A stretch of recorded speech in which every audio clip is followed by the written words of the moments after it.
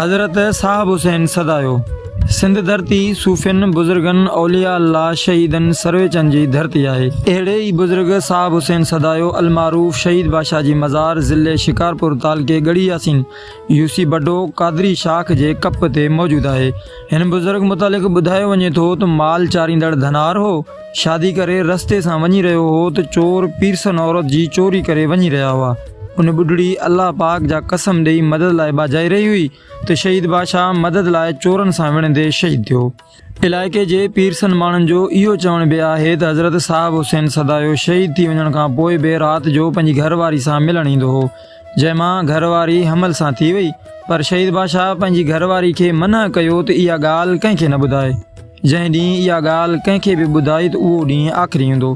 पर घरवारी इहा ॻाल्हि पंहिंजी सस सां कई। आख़िरी राति जॾहिं शहीद बादशाह पंहिंजी घरवारी सां मिलण आयो त घरवारी सस खे ॿुधायो ऐं अमड़ पंहिंजे पुट खे भाकुर पाए मिली, जंहिं ते शहीद बादशाह चयो अॼु खां पोइ कॾहिं कोन ईंदुसि, अगरि पुट ॼमे त उनजो नालो तालिब हुसैन रखिजो। ऐं अॼु बि शहीद बादशाह जी मज़ार भरिसां पुट तालिब हुसैन जी तुरबत मौजूद आहे। राहे वली में वो तासीर देखी बदलती हज़ारों की तकदीर देखी। अस्सलाम वालेकुम नाज़रीन किराम, राजा रिज़वान ऑफिशियल यूट्यूब चैनल सां गॾु तव्हांजो पंहिंजो राजा रिज़वान जलवानी।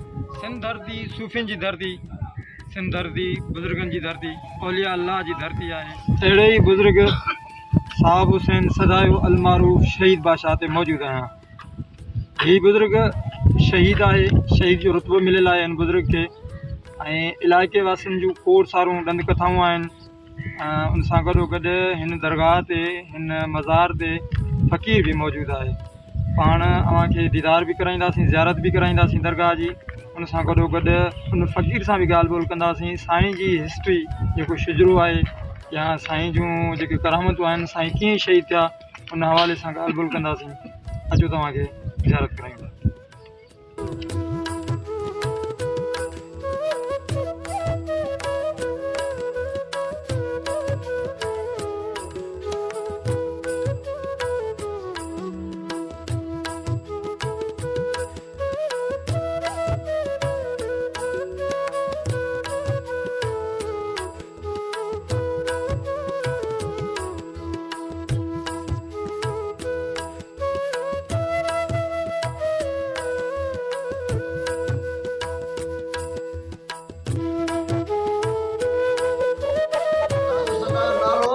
साहब हुसैन नंढे डिंगर जो ओ तालिब हुसैन सदाया आचर सदायो छतो मंगी चक ते ॿई शहर चढ़ियल आहिनि। पोइ रनसार हिकिड़ी उनखे मां अलाह जे नाम ते माल छॾाए ॾिनई। ॿियो को बि गाॾियुनि में न लथो। शादी करायूं घर वती पिया अचनिसि। शिवा खे अलाह जो नालो पिया अला मां अलाह जे नाम ते सिर ॾींदुमि। मां पंहिंजो माईअ खे माल छॾाए ॾिनसि। माईअ खे माल छॾाए ॾिनई। चई माई हाणे मुंहिंजी मंज़िल मदीने आहे। हा साईं चए हा। उॾाण वियो पिए ऐं माई हाजाणीअ लाथसि हिन जतणीअ। चए साईं तूं होॾे मदीने वञे, मां हिते कान जांसि रे। लही पियो त पोइ मां चए नाने, चयो साईं मां तुंहिंजी जाइ ठारायां। चए मां पखे वाल फ़क़ीर आहे, मन हणे वारो, कुराड़ा मुंहिंजो खफ़ो न कर। चए ना बा मां न छॾींदो साईं।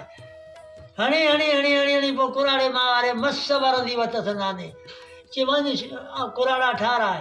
पोइ अॻिली जाइ कची जेका हुई, हेठों पकी हुअसि पीढ़ी, मथे कची हुई, उहा उन असांजे सिरां आबे विधियूं, कमु कुराड़े करायो। त उन खां पोइ इहो यको असां रहंदा अचूं था त अञा ताईं मालिक जी ड्यूटी मां ॼां थो।